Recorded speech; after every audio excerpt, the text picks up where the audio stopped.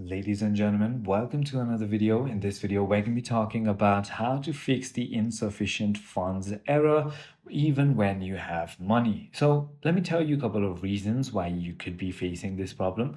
The first is going to be pending transactions or holds. The funds that you have might be temporarily held for another transaction or pending authorization.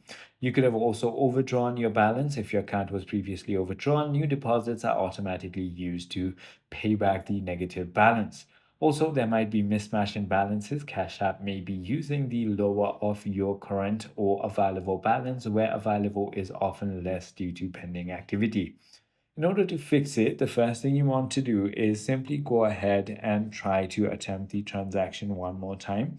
If you still fix or if you still see the error, then what you can do is first check if you have enough to cover the transaction, including any potential fees.